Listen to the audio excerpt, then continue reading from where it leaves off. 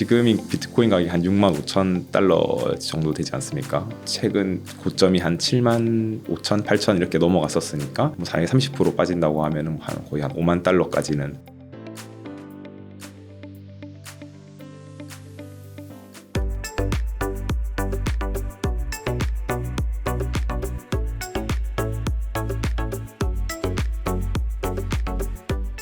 안녕하십니까. 저는 블록엑스 대표 표상록이라고 하고요. 이제 뭐 저희 블록엑스라는 회사 같은 경우는요, 주로 가상자산이랑 부동산 이제 두 가지 섹터를 중점적으로 투자하는 회사라고 보시면 됩니다. 이 회사 뭐 설립 이전에는 주로 미래세 자산운용이라는 곳에서 펀드 매니저를 했었습니다. FOMC가 사실은 뭐 이번 6월 달에는 크게 뭐 그 전에 시장 예상치에 비해서는 막 엄청 흔들었다라는 이슈는 없었고요.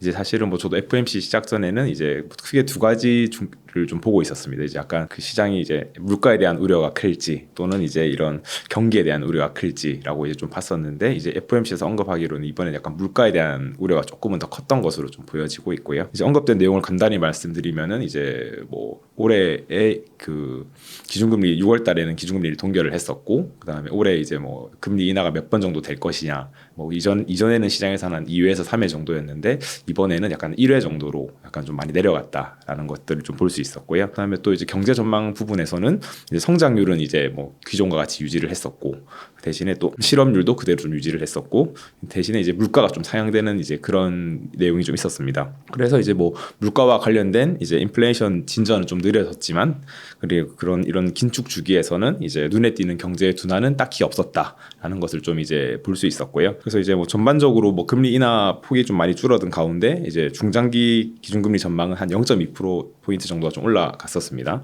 그래서 이제 뭐 긴축이 하더라도 이제 어느 정도 이제 그 경기가 잘 굴러간다라는 것을 좀 반증하고 있지 않았나라고 좀 생각을 하고 있고요. 사실 뭐 연간 12개월 동안 FOMC 한 8번 정도가 있습니다. FOMC가. 근데 사실 뭐 FOMC가 뭐 많다면 많고 적다면 적은데 되게 좀 중요한 이벤트 중 하나이잖아요. 그래서 이제 6월달 FOMC도 뭐 그냥 어느 정도 시장의 흐름과 비슷한 부합치를 흘러 보냈는데, 이제 다가오는 그 FOMC도 7월 말에 또 예정되어 있어요. 그래서 이제 그런 거를 좀 잘 지켜보시면서 좀 하시는 게 좋을 것 같고, 그리고 보통 이제 FOMC 이전에 약간 뭐 가격이 좀 하락하는 경우가 많이 있었어요. 뭐 과거 봤을 때는 이제 과거에 이제 FOMC에 대한 이제 불확실성이 워낙 크다 보니까 이제 좀 하락하는 경향이 있었는데, 보통은 이제 FOMC를 하고 나면은 이제 뭐 딱 타반이 나오지 않습니까? 그렇기 때문에 약간 뭐 불확실성의 해소 이런 측면으로 해서 약간 반등하는 경향을 보였었는데, 이번에는 좀 그와 반대로 뭐 FOMC 이전에는 뭐 적당히 보이다가 오히려 FOMC 이후에 약간 비트코인 가격 같은 경우는 좀 하락하는 경향이 있었지 않나라고 이제 좀 살펴지고 있습니다. 네, 그렇죠. 비트코인 이제 뭐 인하가 없다라고 하면 이제 시장 전망과는 조금 다른 거지 않습니까? 시장 전망은 뭐 1회에서 2회 정도 이제 인하를 할 것이다라고 좀 보여지고 있는데, 뭐 그렇게 안 하게 된다면 약간 흔들리기는 하겠죠. 근데 이제 그게 어느 정도 깊이까지 이제 갈지는 사실은 알 수 없을 것 같고, 이제 금리 인하가 안 된다라는 악재가 어찌 보면 출현을 하게 된다면은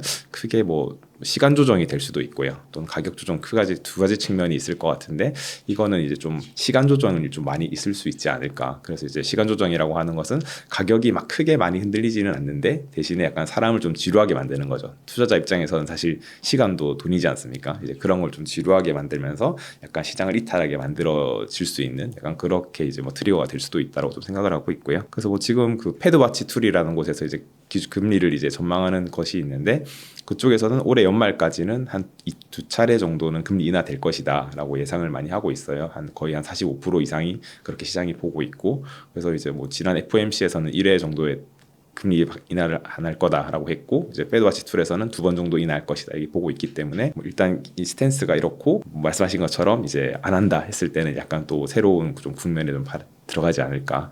하지만 이제 또 아까 말씀드렸다시피 중립금리 그리고 중장기 금리 같은 경우는 뭐 그래도 괜찮은 수준을 유지하고 있기 때문에 뭐 중장기적으로는 뭐 그래도 뭐 괜찮은 흐름을 이어나가지 않을까 생각하고 있습니다. 되게 뭐 어디까지 떨어질지 이런 질문은 사실 뭐 저도 되게 어려운 질문이라고 생각하는데요. 이제 지금이 비트코인 가격이 한 6만 5천 달러 정도 되지 않습니까? 근데 뭐 과거 뭐 이런 사이클을 봤을 때 보통은 이제 한 20-30% 정도는 하락하는 경향이 있긴 했었거든요. 그래서 때문에 뭐 저희가 최근 고점이 한 7만 5천, 8천 이렇게 넘어갔었으니까 뭐 당연히 30% 빠진다고 하면은 한 거의 한 5만 달러까지는 빠질 수도 있지 않나. 이더리움 같은 경우는 이제 이더리움 ETF에 대한 이제 이슈가 아직 남아 있어요. 이제 사실 5월 24일에 뭐 승인이 되었다라는 뉴스가 한번 있었는데 그때는 이제 사실 뭐 완전 100% 승인된 건 아니었고 투자하기 직전에 이제 1단계, 2단계가 있으면 1단계까지 승인이 된 것이었어요.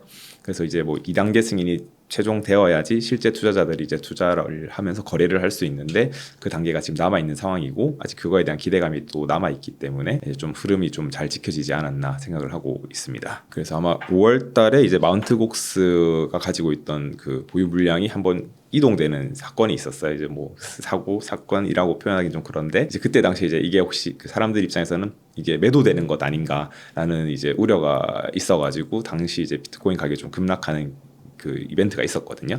근데 실질적으로 이제 마운트 곡스 측에서는 이제 그냥 단순히 이제 지갑 이동만 한 것이었고 실제 매도는 한 것 아니었다라고 이제 이야기를 하면서 이제 어느 정도 일단락이 되었었고 이제 마운트 곡스 이제 공식 홈페이지에 들어가면 이제 2024년 10월 31일까지 이제 그 채무를 상환하겠다라고 되어 있어요. 이제 그런 절차를 하는 과정 중에 이제 그냥 그 채무자들 상환을 위해서 지갑을 이동했던 것이라고 이제 밝혔었고요. 그래서 이제 그 마운트 곡스가 채무자에게 상환해야 되는 그 비트코인 개수가 한 14만 개 정도가 됩니다. 굉장히 좀 많은 숫자라고도 볼 수 있고요. 이제 그렇기 때문에 만약에 이 14만 개라는 비트코인이 갑자기 이렇게 물량이 풀려버린다면 좀 이제 급락할 가능성도 당연히 있지만은 ETF 같은 경우를 이제 그 비교해 봤을 때 블랙록이 가지고 있는 IBIT 같은 경우는 30만 개 정도의 비트코인을 가지고 있고 이제 피델리티 같은 경우도 한 17만 개를 가지고 있고 그리고 이제 기존에 있던 GBTC였던 이제 그레이스케일도 한 28만 개를 가지고 있어요. 이제 그런 거와 비교해 봤을 때는 사실 뭐 14만 개가 뭐 엄청 유의미한 숫자는 아니긴 하지만 ETF 시장에는 그래도 좀 계속 유입되고 있고 이거는 이제 기존에 있던 거를 이제 좀 약간 어찌 보면 이제 매도를 푸는 시장이기 때문에 이거에 좀 흐름을 또 잘 지켜봐 보는 것도 중요하지 않나. 조금 생각을 하고 있습니다. 이제 뭐 사실 비트코인 자체에 대한 악재보다는요, 사실 이 비트코인을 둘러싸서 이것을 활용하는 사람들 또는 뭐 거래소들 또는 이런 정치적인 이슈 이런 것들에 의한 뭐 악재가 있을 수 있다고 생각이 들고 있는데요.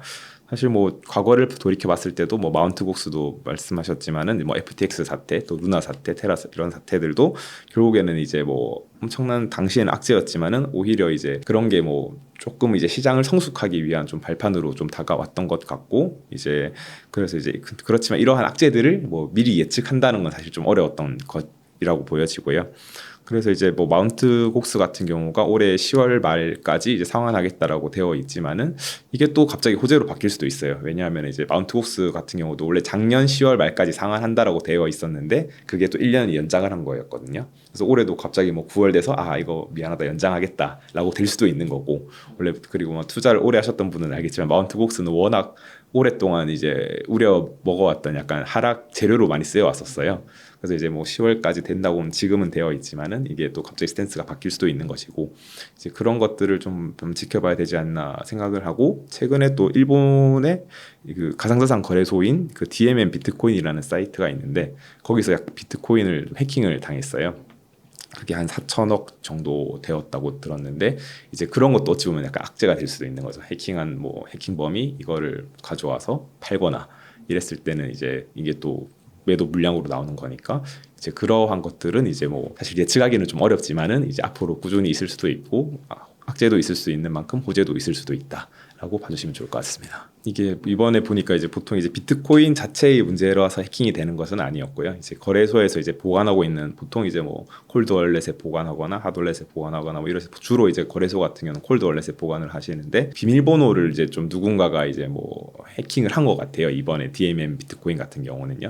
이제 그러면서 이제 그 비밀번호를 뭐 입력해서 이제 올려서 빼가는 탈취하는 그래서 이제 그걸 또 뭐 한 10개 정도의 지갑으로 뿌려놨다고 하더라고요. 이제 그런 식으로 이제 비트코인 자체의 문제가 아닌 이제 거래소에 뭔가 좀 취약점들을 발견해가지고 그런 해킹이 일어나지 않나 생각을 합니다. 마이크로 스트래티지 같은 경우가 이제 자금 조달을 더 추가로 하겠다라고 해서 한 하나로 말씀하신 건 한 1조 원 정도를 이제 추가로 이제 그 자금을 조달하기로 했고 또 이제 그 자금으로 이제 비트코인을 매수하겠다 이런 식으로 좀 생각을 하고 있어요. 그래서 사실 뭐 마이크로 스트래티지는 되게 많은 비트코인을 한 17만 개 정도 보유한 기업으로 알고 있고 되게 계속 꾸준히 이제 비트코인에 대해서 사랑과 관심을 주면서 이제 시장을 리드하는 곳이기 때문에 이제 그런 것들을 좀 잘 지켜보는 것도 중요하다고 생각을 들고요. 예, 그렇습니다. ETF라는 것을 통해 가지고 이제 기업들이 조금은 투자를 하기가 조금은 수월해졌고요. 이제 그 금융기관을 통해서 이제 하는 편리함도 있지만은 이제 금융기관을 믿을 수 있으니까 그 신뢰성이나 또는 안정성들을 이제 좀 담보를 할 수 있지 않습니까? 그렇기 때문에 이제 그런 기관들이 좀 많이 늘 것이다라고 좀 생각을 하고 있고 이제 뭐 미국뿐만 아니라 이제 다양한 국가에서도 이제 ETF들을 좀 승인하려는 움직임이 좀 보여지고 있고 국내만 해도 아직까지는 되진 않았지만은 이제 앞으로도 될 수도 있는 거고 된다면은 이제 좀 더 그런 수요가 또 증가하는 부분이 보이다 보니까 이제 막 그런 곳 쪽으로는 좀 수요가 좀 창출되지 않을까 생각하고 있습니다.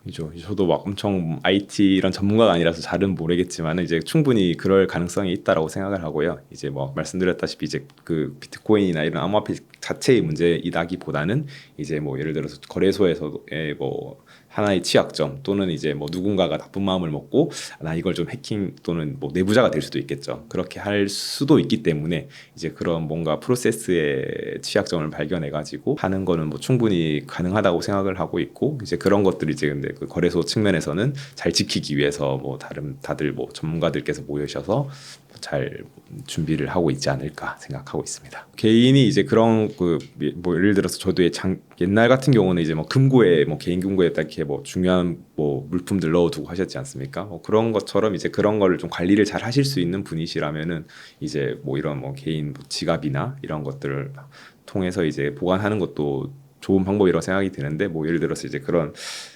비밀번호 이런 것들도 다 적어놔야 되지 않습니까? 그런 것들을 적어놓고 그걸 잘 잃어버리지 않게 잘 관리를 하실 수 있다면 그렇게 하는 게 낫고 오히려 좀 그런 게 좀 불편하다 하면 그래도 조금은 검증되어 있는 거래소를 믿고 이제 그쪽에서 하시는 것도 저는 뭐 나쁘지 않은 선택 중 하나라고 생각합니다. 다들 아시겠지만 이제 매크로 측면에서도 그래도 금리는 이제 고점을 찍고 내려온다, 오고 있다라는 이제 스탠스를 충분히 다 잘 투자하시는 분들이 아실 것이고요. 그리고 비트코인 사이클 측면에서도 이제 반감기라는 사이클이 있는데 보통 반감기 이후에 뭐 1년 또는 1년 반 정도까지는 상승장이 좀 많이 만들어졌다 보니 그런 것들도 있을 것이고 그다음에 뭐 비트코인 ETF를 통해서 이제 그런 기관 자금의 유입들이 늘어난다라는 것들이 이제 다 알고 계시는 것 중에 하나일 거라고 생각을 해요.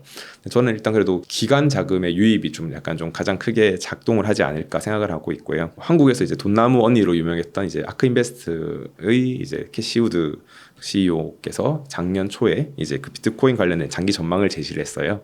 그래서 처음에 그때 봤을 때는 이게 가능한가라는 질문이 되게 많으셨을 것 같은데 그쪽에서 제시하는 게 2030년 말까지 이제 베스트 시나리오로 갔을 때 비트코인은 한 148만 달러까지 갈 것이다.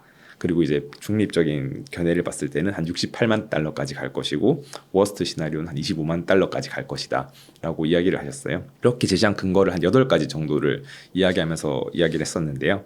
이제 첫 번째는 뭐 기업 재무, 그다음 뭐 두 번째는 뭐 송금 네트워크 측면, 세 번째는 국고의 현황, 그리고 이제 신흥시장의 통화, 그리고 결제 네트워크 압류 방지 관련된 자산으로서 활용되고 그리고 이제 기관 투자자들의 유입, 그리고 이제 디지털 금으로 이제 예견되는 총 8가지 생각을 대가지고 논리를 내세웠습니다. 그래서 이제 베스트 시나리오 같은 경우에 간단히 말씀드리면은 S&P 500에 있는 기업이 현금의 한 5% 정도를 이제 보유했을 때 또는 이제 뭐 국제 송금에서 비트코인이 한 25% 정도를 차지했을 때 또는 이제 전 세계 외화 보유고를 한 5% 정도를 비트코인을 편입했을 때 또는 이제 기관 투자자의 포트폴리오에서 한 5% 정도를 6.5% 정도를 차지했을 때를 이제 등등을 이제 시나리오를 짜면서 이렇게 좀 시나리오를 냈었고요.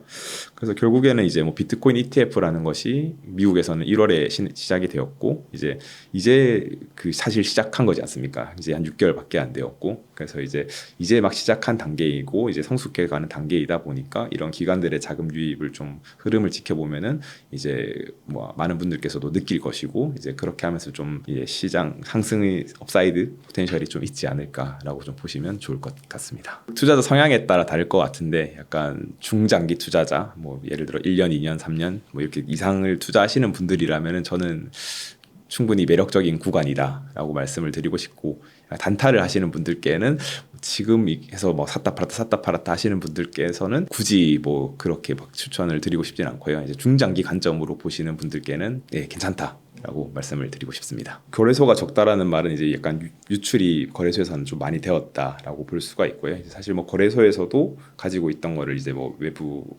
이런 개인 월렛으로도 보낼 수 있지 않습니까? 이제 그렇게 하면서 이제 조금은 이제 중장기적으로 가지고 가겠다라고 하시는 분들이 조금은 많아진다라고 이제 볼 수도 해석할 수도 있을 것 같습니다. ETF 같은 경우는 아마 대규모의 자산을 이제 매수 매도하는 것이기 때문에 사실 거래소보다는 이제 장외 거래, OTC 거래를 통해서 많이 거래가 될 거예요. 그래서 이제 뭐 진짜 많이 가지고 있는 분들과 이제 장외 거래를 통해서 하는 건데 그거는 거래소보다는 이제 그런 골렛을 통해서 이제 거래이기 때문에 약간 조금은 다를 것 같습니다.